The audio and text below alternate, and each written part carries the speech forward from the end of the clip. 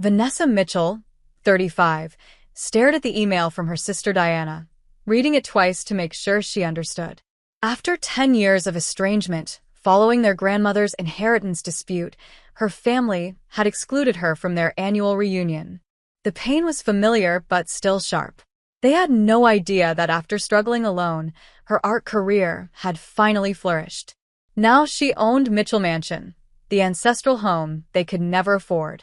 Before I continue this story, let me know where you're watching from and hit that like and subscribe button if family drama gets your attention. The last happy family reunion Vanessa remembered was 10 years ago, when she was 25. Her grandmother Eleanor was celebrating her 80th birthday at the family lake house, a modest but charming property that had hosted Mitchell gatherings for generations. The scent of pine trees mixed with her mother Martha's famous apple pie created an atmosphere of nostalgia and warmth that summer day. Grandmother Eleanor had always been Vanessa's biggest supporter. While her father Richard constantly pushed her toward the family accounting firm, Eleanor saw something different in her granddaughter. "You have a gift, Vanessa," she would say, examining the sketchbook Vanessa always carried. These hands were meant to create beauty, not balance ledgers. That day at the lake house, while everyone was busy preparing for the party, Eleanor had taken Vanessa aside to the small dock overlooking the water. "I want to show you something," Eleanor said, pulling an envelope from her cardigan pocket. Inside was a brochure for the prestigious Hudson Art Institute in New York. "They have a special program for emerging artists. I think you should apply." Vanessa's heart raced as she flipped through the glossy pages. "Grandma, this is my dream school, but Dad would never allow it." Eleanor's eyes, the same deep brown as Vanessa's, narrowed with determination. "Your father means well, but he doesn't understand that not everyone is meant for the same path. Promise me you'll apply." That conversation gave Vanessa the courage to finally stand up to her father. 1 week after the birthday celebration, she laid the application on the dining room table during Sunday dinner. "What is this nonsense?" Richard Mitchell's voice boomed across the table. His thick fingers crumpled the edges of the application. "We have discussed this, Vanessa. You will complete your business degree and join the firm like your brother and sister." Diana, 2 years older than Vanessa, shot her a smug look. She had followed their father's plan perfectly, graduating with honors and already working her way up in the family business. Christopher, their younger brother by 3 years, stared at his plate, avoiding the confrontation as usual. "Richard, perhaps we should listen to what Vanessa wants," Martha said softly, but her suggestion wilted under her husband's glare. "I am applying to art school, Dad," Vanessa stated firmly. "This is my passion, and Grandma Eleanor believes in me." Her father's face reddened. "So, that's what this is about. Your grandmother has been filling your head with nonsense again. Art doesn't pay bills, Vanessa. This family has worked too hard building our reputation to have a daughter who wastes her life on finger paintings." The argument escalated until Richard delivered his ultimatum. "If you choose this path, you choose it alone. Don't expect a dime from me." That night, Vanessa called her grandmother in tears. Eleanor's response was immediate. "Apply to the school, my darling. Don't worry about the money. I'll take care of everything." True to her word, when Vanessa received her acceptance letter, Eleanor provided the tuition for her first semester. "This is your future," she told Vanessa. "Follow your heart, and the rest will fall into place." But 3 months later, just as Vanessa was settling into her new life in New York, Eleanor suffered a sudden stroke. Vanessa rushed home for the funeral, grief-stricken and lost without her greatest supporter. The reading of the will brought the final fracture in the family. Eleanor had left Vanessa a substantial inheritance, specifically to fund her education and launch her art career. The rest of the estate was divided among the family, but Richard, Diana, and even Christopher looked at Vanessa as if she had stolen from them. "You manipulated a dying old woman," Diana accused during the tense gathering at the attorney's office. She wasn't thinking clearly after her stroke. The changes to the will were made months before her illness, the attorney, Harold Jenkins, clarified. Mrs. Mitchell was of sound mind and very specific about her wishes. Richard's face had turned to stone. "You turn my mother against her own family. I don't know who you are anymore." Vanessa tried to explain that she had never asked for the money, that it had been Eleanor's decision, but no one would listen. When she returned to her childhood home to gather her belongings, her mother couldn't meet her eyes. "Your father needs time," Martha whispered, folding Vanessa's sweaters with trembling hands. "Just give him time." But time only seemed to harden the rift. Vanessa returned to New York alone, heartbroken but determined to honor her grandmother's faith in her. Those first years were brutally difficult. Vanessa found a tiny apartment in Brooklyn that she shared with 2 other students. She worked as a barista in the mornings, a gallery assistant on weekends, and took commissions for portrait sketches whenever she could. Some nights, she was so exhausted she fell asleep with her clothes on, her hands still stained with charcoal or paint. The turning point came during her second year, when renowned artist Catherine Morrison visited the institute. Catherine paused longest in front of Vanessa's work, a series of fragmented family scenes that seemed to break and reassemble across the canvas. "You understand pain," Catherine said, her eyes never leaving the paintings. "And more importantly, you understand how to transform it." Under Catherine's mentorship, Vanessa began to find her voice as an artist. Her work, deeply personal yet universally resonant, gradually attracted attention in small galleries around the city. By the time she graduated, Vanessa had secured representation with a respected gallery in Chelsea. Over the next 7 years, Vanessa built her career painting by painting, exhibition by exhibition. She created works that explored themes of family, belonging, rejection, and redemption. Critics noted the emotional depth in her pieces, the way she captured the complexity of human relationships with both brutality and tenderness. Last year, her collection titled Family Fragments sold out at a major gallery opening. The New York Times Review called her a powerful new voice examining the mythology of American family life. Overnight, Vanessa Mitchell became not just financially successful, but critically acclaimed. When she learned that the historic Mitchell mansion in her hometown was for sale, Vanessa recognized the irony immediately. The grand old house had belonged to a distant branch of the family generations ago, before financial troubles forced them to sell. Her father had often driven past it during her childhood, telling stories about their illustrious ancestors who had once lived there. "One day, when the firm grows enough, perhaps we'll bring it back into the family," he would say, though everyone knew it was just a dream.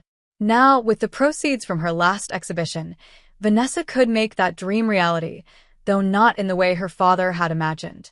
The purchase gave her a strange sense of coming full circle, of honoring both her ancestry and her grandmother's faith in her. After settling into the mansion, Vanessa found herself thinking about her family more and more. 10 years had passed, and though the annual family reunion had continued without her, she wondered if perhaps enough time had healed the wounds. Using her new address on the elegant stationery she had commissioned for the house, Vanessa sent invitations to her parents, Diana, Christopher, and several aunts, uncles, and cousins. "Please join me for a special gathering at Mitchell Mansion," she wrote. "I would be honored to host this year's family reunion and reconnect after too much time apart." As she dropped the invitations in the mail, Vanessa felt a flutter of hope. Perhaps now, with the evidence of her success surrounding them, her family would finally understand that her path, though different, had been the right one for her. Perhaps now they could rebuild what had been broken. 2 weeks passed with no responses to her invitations. Vanessa checked her mailbox daily, hoping for at least one RSVP, even a rejection. The silence was worse than an outright no, leaving her in a limbo of uncertainty and rekindled hope. One evening, while scrolling through social media, Vanessa paused on a post from her cousin Jessica. The image showed a large group gathered on the deck of a lake house, drinks raised in a toast. She recognized the location immediately as Uncle Thomas's summer place, the alternate venue for family gatherings when her grandmother's house became too small. The caption read, "Annual Mitchell Family Reunion. So blessed to have everyone together again." Everyone. The word stung as Vanessa zoomed in on the photo, identifying her parents, Diana with her husband, Christopher looking taller than she remembered, aunts, uncles, cousins, and even friends of the family she had grown up knowing. Everyone except her. She was still staring at the image when her phone pinged with an email notification from Diana. Vanessa's hands trembled slightly as she opened it. "Vanessa, I saw that you sent invitations for a reunion at your new house. I should explain that we already had plans for our annual gathering at Uncle Thomas's place. To be honest, we thought it would be uncomfortable for everyone if you were included, given the history. Also, buying Mitchell Mansion seems obviously like you're trying to show off your success or make some kind of point. We would appreciate it if you would respect our family traditions and privacy going forward. Diana." The email brought back the memory of her last day in the family home with painful clarity. Her father standing in the foyer, his face rigid with anger as she carried her suitcases down the stairs. "As far as I'm concerned, you are dead to me," he had said, his voice eerily calm. "You chose money over family loyalty. That's not what Mitchells do." Her mother had stood behind him, tears streaming down her face, but she said nothing to defend her daughter. Diana had passed by on her way to the kitchen, whispering, "How could you?" as if Vanessa had committed some unforgivable crime. Christopher had been the worst, though. He had watched from the top of the stairs, his face a mask of confusion and hurt, but he had remained silent, neither condemning nor supporting her. Now, reading Diana's email, Vanessa felt physically ill. The room seemed to spin slightly, and she had to put down her phone and bend forward, taking deep breaths to combat the wave of nausea. After 10 years, nothing had changed. They still saw her as the villain in their family story. The doorbell rang, startling her from her spiral of painful memories. Rachel Turner, her best friend since art school, stood on the porch with a bottle of wine and a sympathetic smile. "I was in the neighborhood for a client meeting and thought I'd surprise you," Rachel said, then frowned as she took in Vanessa's pale face. "What's wrong? You look like you've seen a ghost." The tears Vanessa had been holding back broke free as she showed Rachel the email and the social media post. Rachel guided her to the living room sofa, opened the wine, and poured generous glasses for both of them. "They're still punishing you," Rachel said after reading Diana's message. "And they're doing it because they can't handle that you succeeded without them." "Maybe buying this house was a mistake," Vanessa admitted, looking around at the high ceilings and original moldings she had fallen in love with. "Was I trying to prove something? To rub my success in their faces?" "You bought this house because you loved it and because you could," Rachel said firmly. "Your success isn't about them, even if they want to make it so." Vanessa led Rachel through the mansion, showing her the rooms she had carefully prepared for family members who never intended to come. The guest room with the blue wallpaper that would have been perfect for her parents. The smaller room with excellent natural light where Diana's teenage daughter could have stayed. The den she had imagined Christopher enjoying, with its wall of bookshelves and comfortable leather chairs. "All this space, and it's just me," Vanessa said softly, standing in the grand dining room where she had envisioned a family dinner that would never happen. Rachel studied her friend for a long moment, then smiled slowly. "What if, instead of waiting for them to accept your invitation, you used this beautiful space for something else? You've been talking about hosting an exhibition outside the gallery system. Why not here?" The suggestion sparked something in Vanessa. A home exhibition in the Mitchell Mansion, but completely on my terms. "Exactly." Rachel nodded enthusiastically. "You don't need their approval to create your own celebration." That night, after Rachel left, Vanessa sat in the study that had once belonged to some distant Mitchell patriarch. She reread Diana's email, noting the dismissive tone, the assumption that she was showing off, the complete lack of interest in reconnecting. For a moment, she considered writing a response filled with all the hurt and anger of the past decade, but something stopped her. There was more to this story than she knew. The bitterness in Diana's words, the collective decision to exclude her, the continued resentment over the inheritance, all suggested that the narrative her family believed was significantly different from reality. If she wanted to truly understand what had happened and possibly find some resolution, she needed more information. The realization didn't erase the pain of being excluded once again, but it gave Vanessa a sense of purpose. If her family wouldn't come to her willingly, perhaps she needed to change her approach. Not by giving up, but by finding a way to confront the past directly, with evidence rather than just emotion. The attic of Mitchell Mansion was filled with the original owner's antique furniture and trunks, which Vanessa had been gradually sorting through since moving in. Now, with renewed purpose, she climbed the narrow stairs to retrieve the box of her grandmother's keepsakes she had stored there. Eleanor's possessions had been divided according to her will, but many personal items had been deemed of no value by the family and were set to be donated. Vanessa had rescued these treasures, unable to bear the thought of her grandmother's memories being dispersed among strangers. Among the items was a small wooden box with Eleanor's monogram inlaid in mother of pearl. Vanessa had tried to open it when she first received it, but the tiny lock had held fast, and she hadn't wanted to damage the beautiful craftsmanship. Now, she examined it more closely, noticing a small key taped to the bottom that she had somehow missed before. With trembling fingers, Vanessa inserted the key and turned it. The lock clicked open, revealing a collection of letters, legal documents, and a small leather journal. She carried everything downstairs to the study and began to read. The journal entries dated back several years, documenting Eleanor's thoughts about the family business and her concerns about Richard's management style. Vanessa was shocked to read her grandmother's assessment of her father's financial decisions. Richard continues to expand too quickly, one entry read. I've advised caution, but he dismisses my concerns as old-fashioned thinking. The Mitchell firm has survived for 3 generations by being conservative with investments, but Richard seems determined to make his mark with risky ventures. Another entry, dated just before Vanessa had announced her intention to attend art school, was even more revealing. Richard came to me today about changing my will. He wants everything to go to the business, claiming it's what William would have wanted.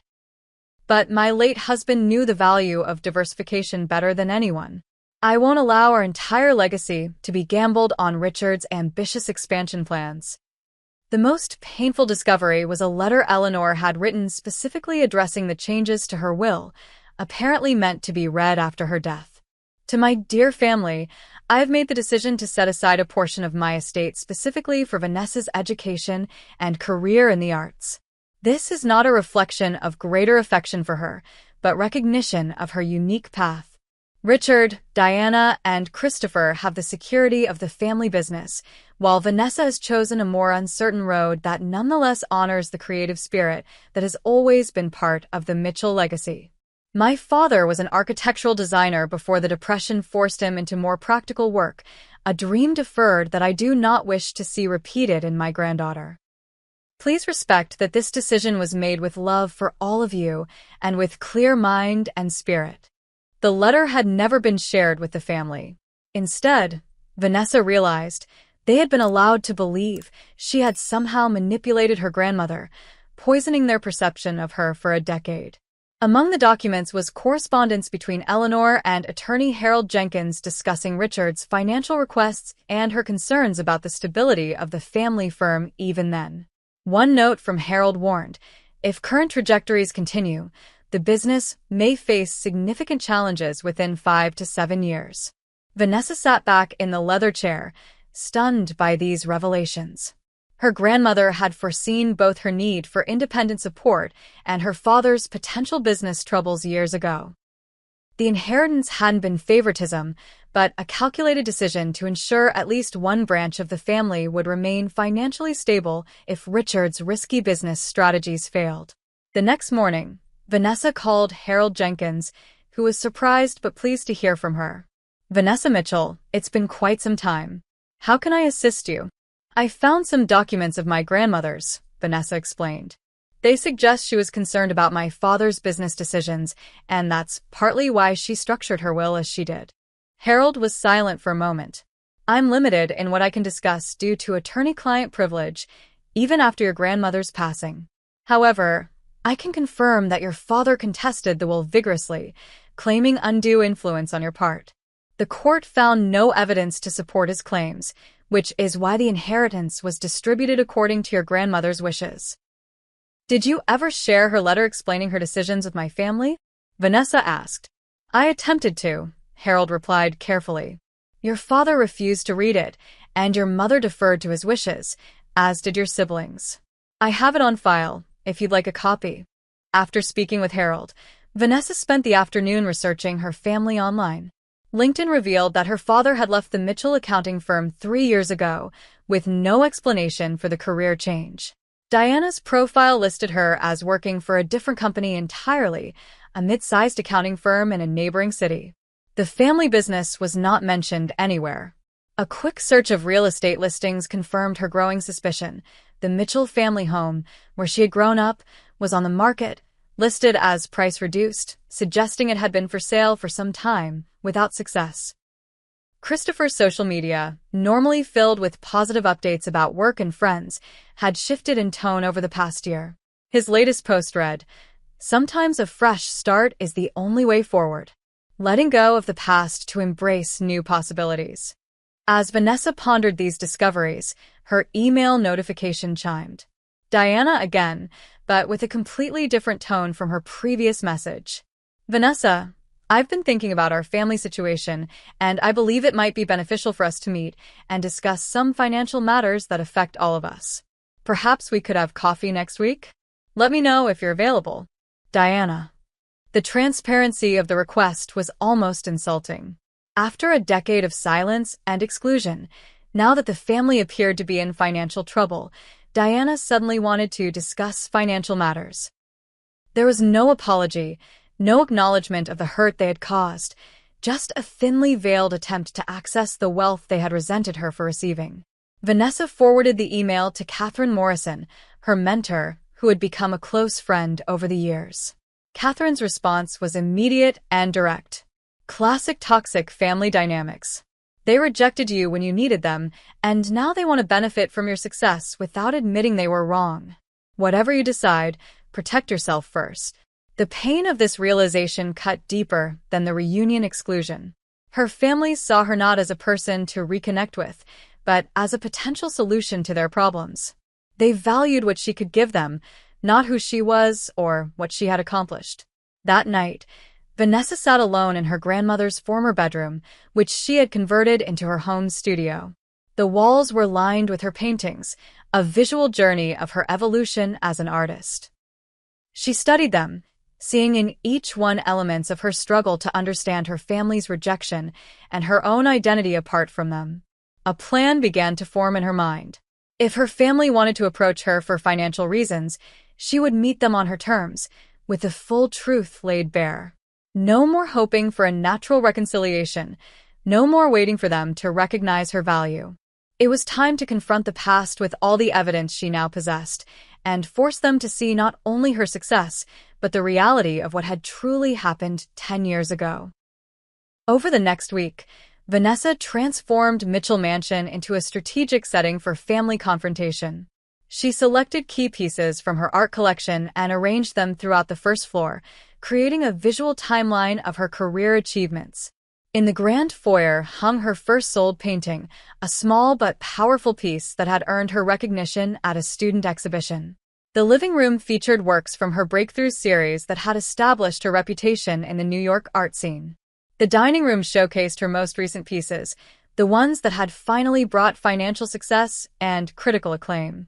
In the study, Vanessa carefully arranged her grandmother's letters, journal entries, and legal documents on the antique desk.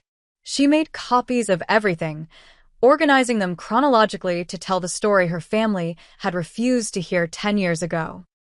Instead of responding directly to Diana's email, Vanessa sent formal invitations to her parents, Diana and Christopher. The elegant cards read, "Your presence is requested at Mitchell Mansion to discuss an important family matter regarding grandmother Eleanor's estate. Dinner will be served." She included her phone number but not her email, forcing them to call if they wanted to decline. To her unsurprised satisfaction, all 4 family members RSVP'd within 24 hours, agreeing to attend. "They're coming for the money," Rachel observed when Vanessa told her about the plan. "Are you sure you're ready to face them all at once?" "I've been preparing for this moment for 10 years, Vanessa replied. "I just didn't know it." The day before the gathering, Catherine Morrison arrived to provide moral support and help Vanessa rehearse what she wanted to say.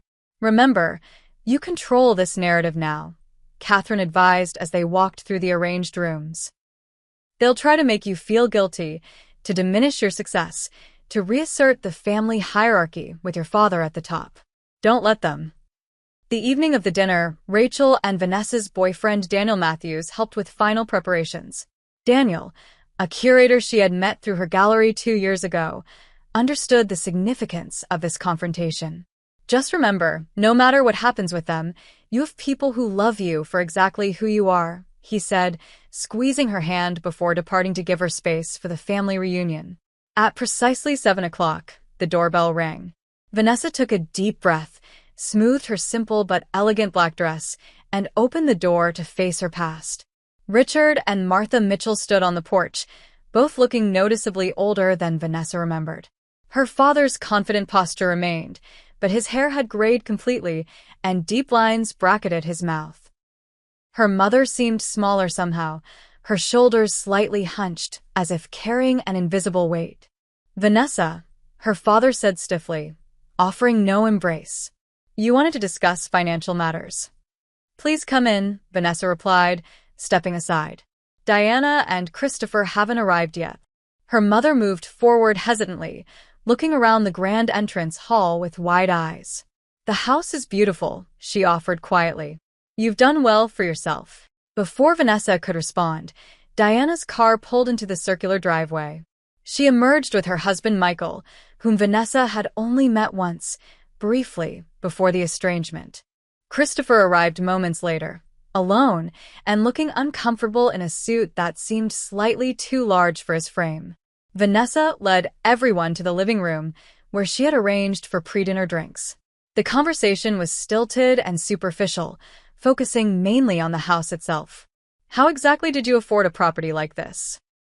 Diana asked, her tone suggesting the question had been burning inside her since she received the invitation. "This must have cost millions." "My last exhibition was very successful," Vanessa answered simply. "And I've made good investments with my earnings."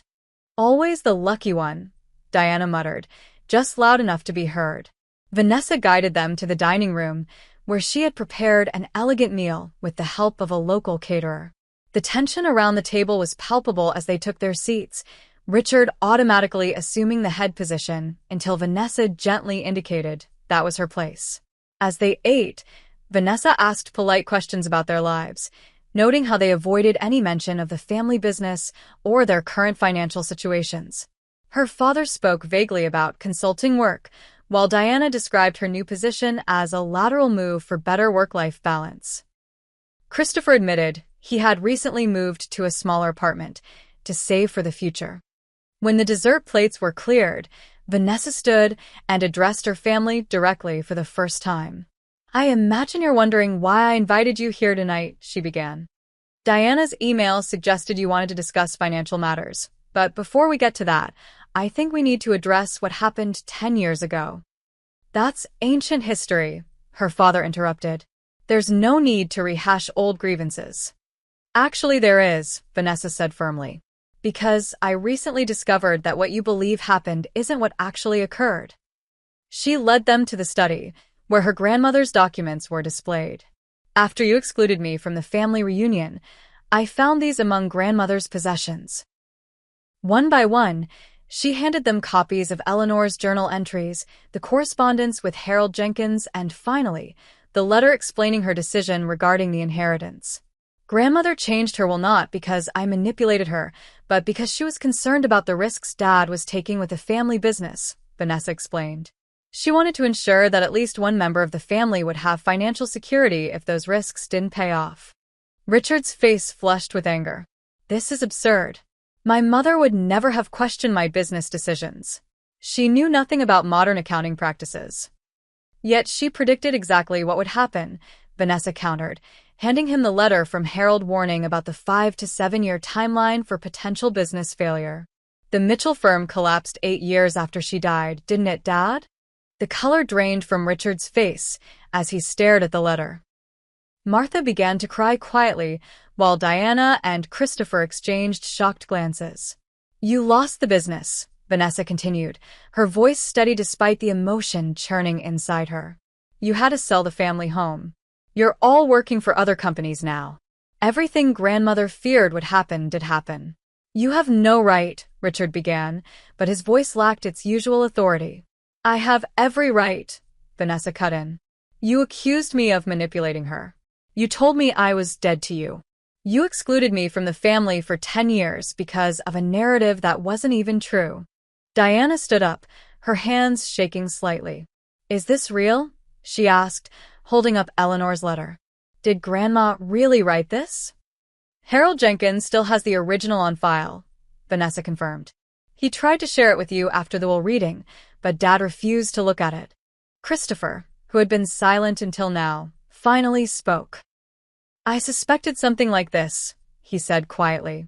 The timing of the business troubles starting right after Grandma died, the way Dad became so controlling about family information. But I was afraid to say anything.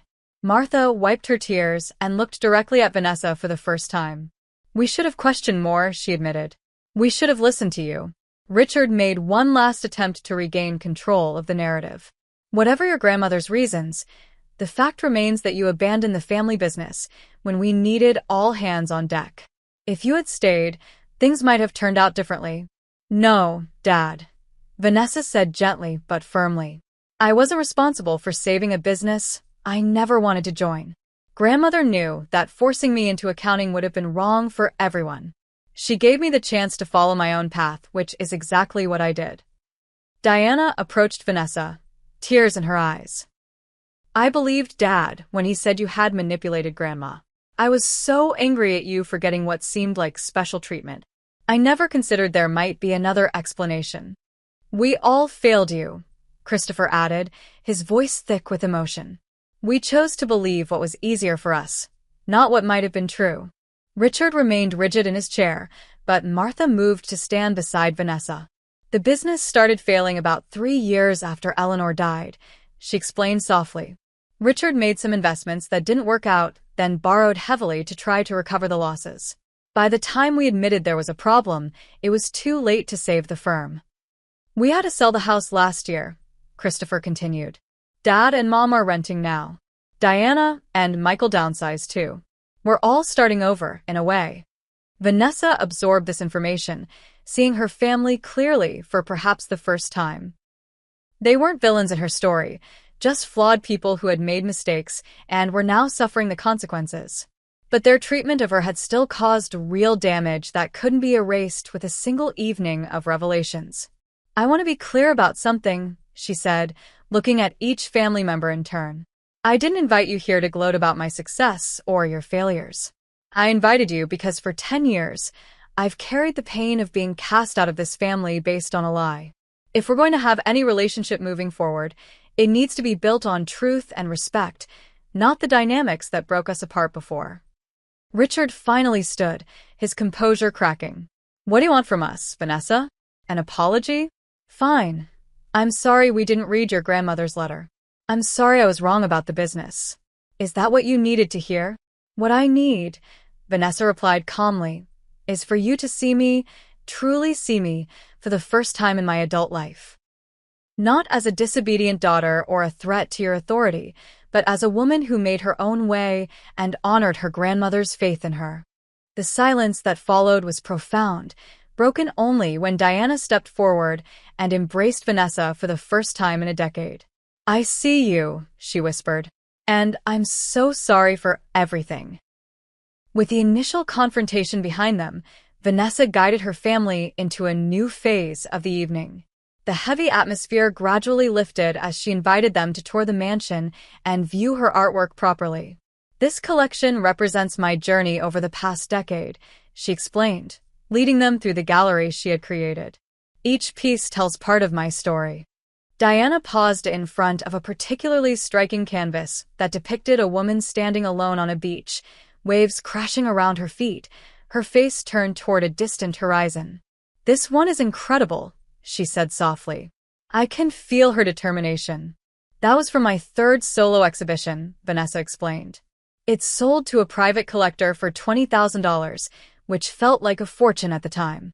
And now, Christopher asked, genuinely curious. My newest pieces start at 6 figures, Vanessa replied without a hint of boasting. The art market can be fickle, but right now, my work is in high demand. She noticed her father lingering in front of a painting she had created during her darkest period, shortly after the estrangement. It showed a family dinner table with one empty chair, the absent person represented only by elongated shadows stretching across the scene. You were always talented, Richard admitted reluctantly. I just never believed you could make a living from it. Few people do succeed in fine arts, Vanessa acknowledged. I was fortunate to find the right mentors and opportunities. But I also worked incredibly hard, often holding 3 jobs while building my portfolio. As they continued the tour, Martha grew more animated, asking questions about Vanessa's techniques and inspirations. I never really looked at your early drawings, she confessed. I was so focused on keeping peace in the family that I missed seeing your gift developing. When they reached Vanessa's studio, with its spectacular views of the property's gardens, Christopher whistled in appreciation. This is the life Grandma Eleanor envisioned for you, isn't it? She would have loved seeing you here. I think of her every day, Vanessa agreed. Especially in this house, which feels connected to our family history in ways I'm still discovering. They returned to the living room, where the conversation inevitably turned to their current financial situations. Diana was the first to broach the subject directly. We didn't just come here to reconcile, though I'm deeply grateful that's happening, she admitted. The truth is, we're all struggling financially since the business failed. Dad and Mom have very little retirement saved, and Michael and I are still paying off debts from trying to help save the firm. Vanessa appreciated her sister's honesty. I suspected as much when you suddenly wanted to discuss financial matters after 10 years of silence. Richard shifted uncomfortably. We're not here for a handout, he insisted, though his expression suggested otherwise. Good, because that's not what I'm offering, Vanessa replied calmly. What I am proposing is a business opportunity that might benefit all of us. She outlined her plan, which she had developed after discovering their financial troubles. I've been considering opening a gallery space here in town, focusing on emerging artists from the region. The mansion has a carriage house that would be perfect for conversion. What I need is someone with business experience to manage the operation while I handle the artistic direction and connections to the New York art world. Diana leaned forward, interest sparking in her eyes. You're offering us jobs? I'm offering a partnership, Vanessa clarified. Dad, your accounting background would be valuable for the financial aspects. Diana, your organizational skills could handle the operational side. Christopher, your people skills would make you an excellent gallery host and sales associate. And what would we need to invest? Richard asked, clearly calculating in his head. Your time and expertise, Vanessa answered. I'll provide the capital for renovation and startup costs. But I need to be clear about something, Dad. If we work together, we're equals. There's no hierarchy where you make unilateral decisions. We operate by consensus, or not at all. Richard's jaw tightened, but after a moment he nodded. That seems reasonable, given the circumstances. There's one more condition, Vanessa added. I need a public acknowledgement from all of you that the story about me manipulating grandmother was false. The people in this town have believed that narrative for 10 years, and it needs to be corrected before we can work together publicly. Martha reached for her husband's hand. We can do that, Richard. We owe Vanessa that much, at least. As they discussed the details of the potential partnership, the doorbell rang. Vanessa excused herself to answer it, returning with Daniel, who had arrived as planned. I'd like you all to meet someone important to me, she said. This is Daniel Matthews, my partner in both life and often in art. He's a curator at the Westfield Gallery in New York. Daniel's warm smile and genuine interest in her family helped ease the remaining tension. He asked thoughtful questions about their lives and shared stories about how he and Vanessa had met, carefully avoiding any mentions of her success that might make them uncomfortable. As the evening drew to a close, Diana asked if she could speak with Vanessa privately. In the study, with the door closed, her sister finally broke down completely. I've been so jealous of you for so long, Diana confessed through tears. First because Grandma seemed to favor you, Then, because you got the inheritance, and finally, because you built this amazing career while our family business crumbled. But seeing you tonight, hearing the truth, I just feel ashamed of how I've treated you. We all made mistakes, Vanessa said, surprised by her own capacity for forgiveness. You believed what Dad told you, which is understandable. But moving forward, I need a sister who sees me clearly and respects my choices. I want that too, Diana replied, wiping her eyes. And I want you to meet my daughter.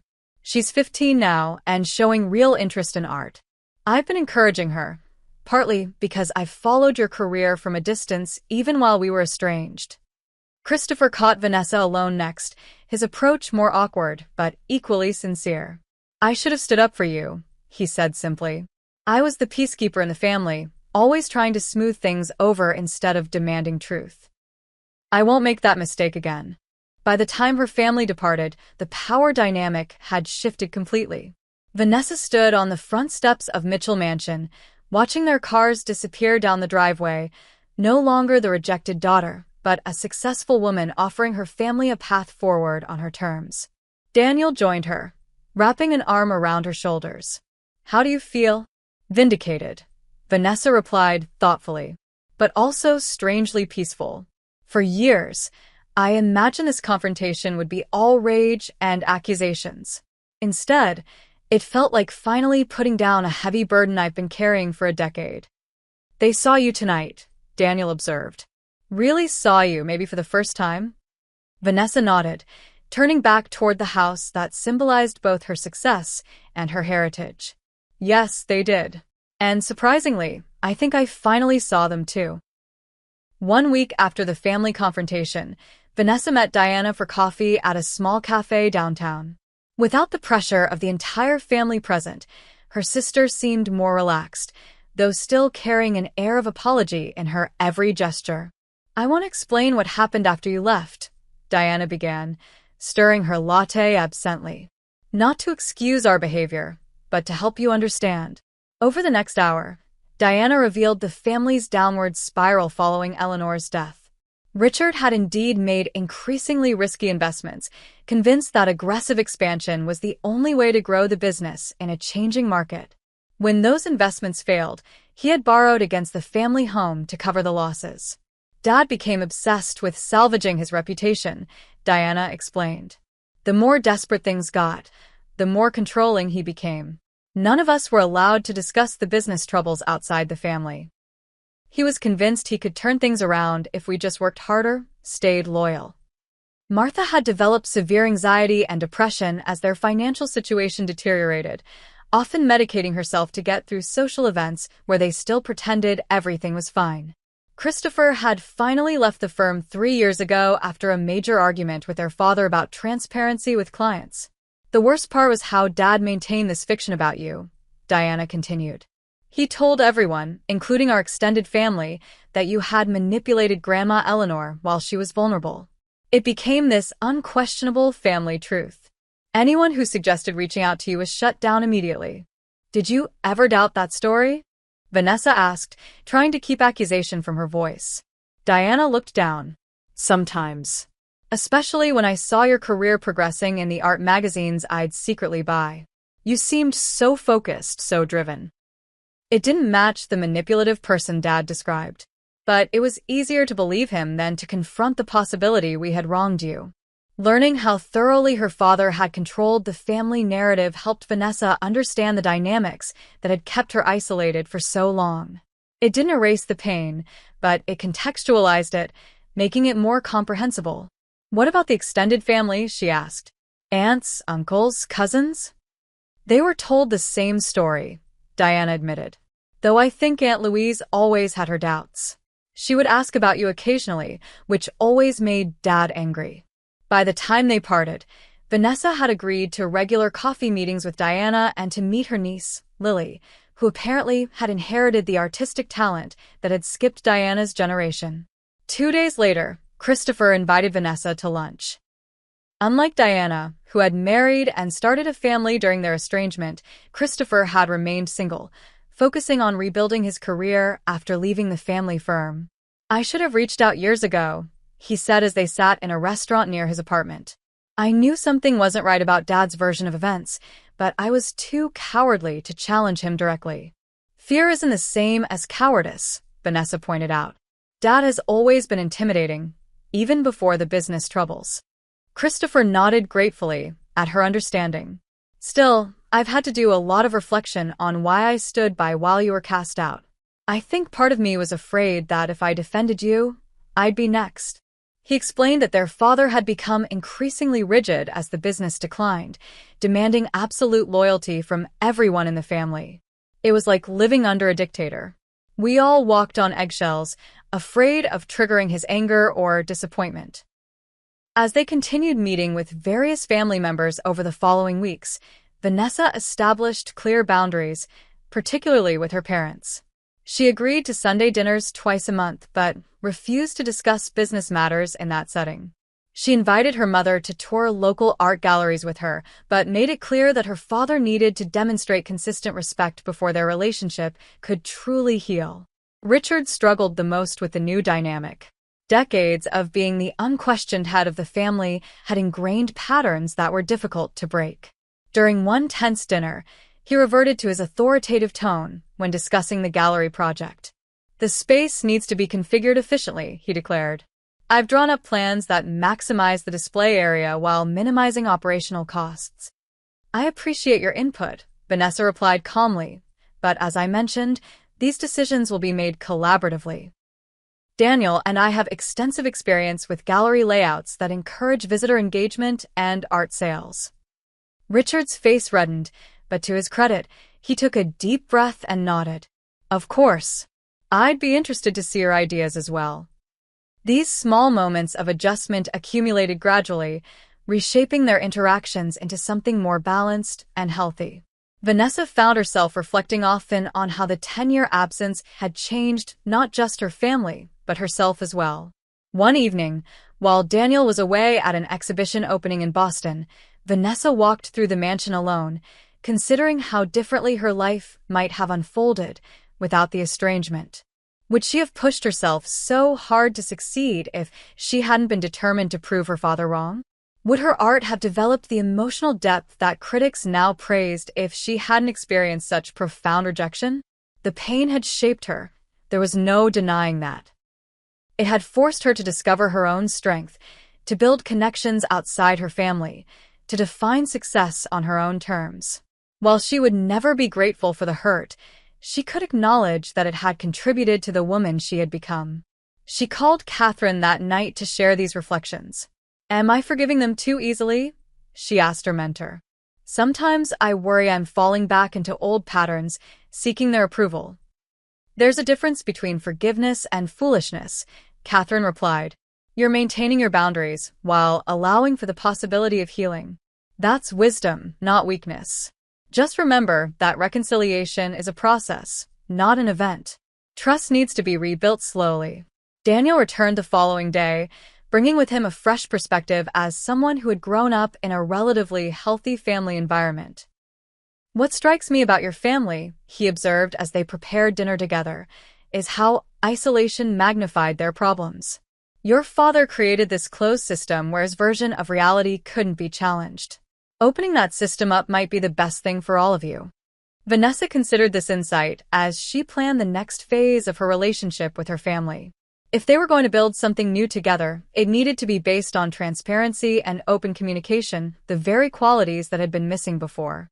She decided to dedicate a wing of the mansion to community art education, creating a space where local children and adults could take classes and participate in workshops. This public-facing project would prevent the family from slipping back into secretive patterns and would honor Eleanor's belief in making art accessible to everyone. When she proposed this addition to the gallery plan, even Richard expressed genuine enthusiasm. Your grandmother would have loved this, he admitted. She always said art should belong to everyone, not just those who could afford to buy it. As spring arrived, bringing new life to the mansion's gardens, Vanessa found herself increasingly able to release the anger she had carried for so long. It hadn't disappeared completely, sometimes flaring when a particular memory surfaced, but it no longer defined her relationship with her family. Christopher called one evening, his voice excited. "I've been thinking about the education program you proposed. What if we established a scholarship fund in Grandma Eleanor's name for local students who want to pursue arts education but lack the resources?" "That's a wonderful idea," Vanessa replied, touched by how perfectly it honored their grandmother's legacy. "We could fund it partially through gallery proceeds." The conversation left her feeling lighter, as if another piece of the past had been transformed into something healing rather than harmful. She wasn't naive enough to believe that all their problems were solved or that her father had completely changed his controlling nature, but she could see a path forward that included her family without sacrificing her autonomy or self-respect. That night, she wrote a letter to her younger self, the frightened, hurt young woman who had left home with only her grandmother's inheritance and her own determination. She wrote about the struggles and triumphs ahead, about the family that would eventually find their way back to her, and about the strength she would discover within herself. She never intended to send the letter, of course, but the act of writing it helped her connect her past and present selves, acknowledging both the pain and the growth of the intervening years. "You were right to follow your own path," she wrote in conclusion. "And Grandma Eleanor was right to believe in you. The journey hasn't been easy, but it has been yours, and that has made all the difference." 6 months after the confrontation that had reunited the Mitchell family, Vanessa hosted a small dinner party at the mansion. Unlike the tense gathering that had sparked their reconciliation, this evening felt relaxed and genuine. Diana and her husband Michael brought their daughter Lily, who had recently begun taking art lessons from Vanessa on Saturday mornings. Christopher came with his new girlfriend Sarah, whom he had met through the community art program at the mansion. As they gathered around the dining table, the conversation flowed naturally, touching on Lily's progress with watercolors, Christopher's growing confidence in managing the gallery's client relationships, and Diana's ideas for expanding their reach through local partnerships. "I found some of my old sketchbooks in Mom and Dad's storage unit," Diana mentioned as they enjoyed dessert. "I was terrible, but Lily wanted to see them. She said they gave her hope that improvement is possible." Everyone laughed, including Diana, the self-deprecating humor a sign of how far they had come from the defensive posturing of the past. "Speaking of improvement," Christopher added, "the gallery had its best month yet. That series by the local photographer sold completely, and 3 of our emerging artists have been invited to show at the regional exhibition." Vanessa smiled, genuinely pleased by the success of the project they had built together. The Mitchell Gallery had opened 2 months ago in the renovated carriage house, featuring a carefully curated mix of established and emerging artists. The education center occupied the west wing of the mansion, already filled with students of all ages discovering their creative potential. "Aunt Vanessa, can I show Sarah my new painting before dessert?" Lily asked, practically bouncing in her seat with excitement. "Of course," Vanessa replied, touched by the easy way her niece had adopted her as a beloved aunt, bridging the years of separation as only a child could. As Lily led Sarah upstairs to the studio, Diana leaned closer to Vanessa. "I never thanked you properly for offering to teach her. She talks about nothing else all week." "She has real talent," Vanessa said sincerely. "The kind Grandma Eleanor would have recognized immediately." Michael, who had been quiet for much of the evening, spoke up. "Diana and I have been discussing the idea of establishing that scholarship in Eleanor's name. We'd like to contribute a portion of our income to help fund it, now that we're back on solid financial ground." The gesture moved Vanessa deeply. Her family wasn't just accepting her path now, they were actively supporting similar opportunities for others. It represented a fundamental shift in values that she hadn't dared hope for. "That would be wonderful," she replied. "Christopher and I have been working on the framework for the scholarship program. We're hoping to offer the first award next fall." Christopher nodded enthusiastically. Sarah's been incredible with the administrative side.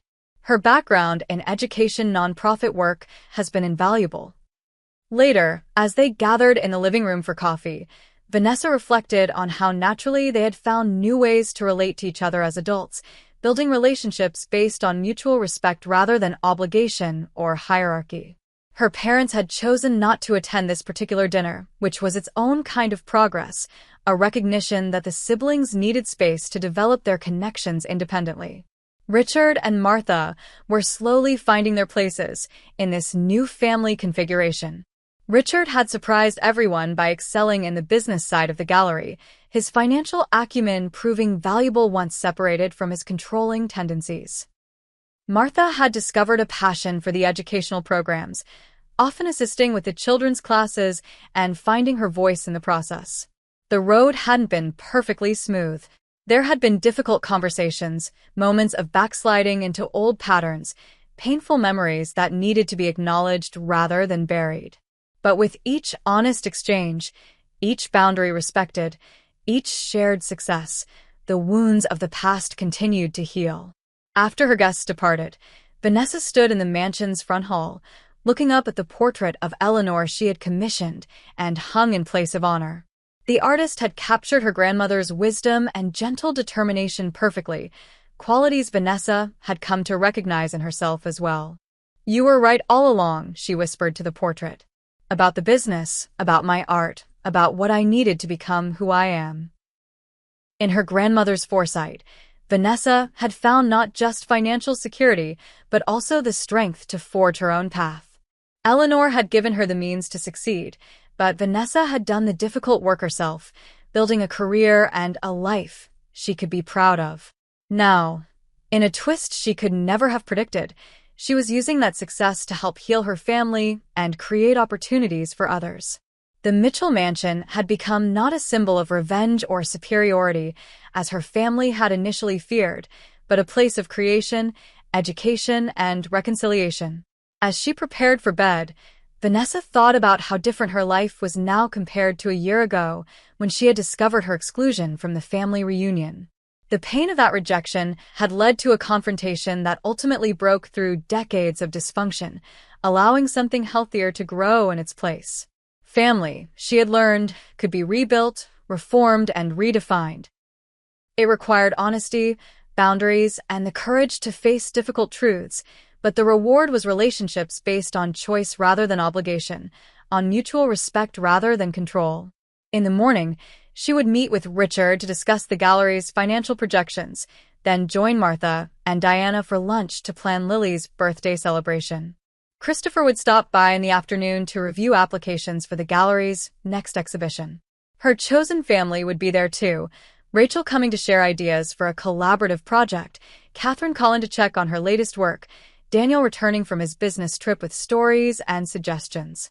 The life she had built was rich with meaningful connections, purposeful work, and the freedom to define success on her own terms. It wasn't perfect, but it was authentically hers, shaped by both struggle and triumph. What do you think about Vanessa's journey? Have you ever had to establish boundaries with family members to protect your own path? Share your thoughts in the comments below. If this story resonated with you, please like, subscribe, and share with someone who might need to hear that standing up for yourself can lead to healing. Thank you for joining me on this emotional journey, and remember that sometimes the most difficult challenges lead to our greatest growth.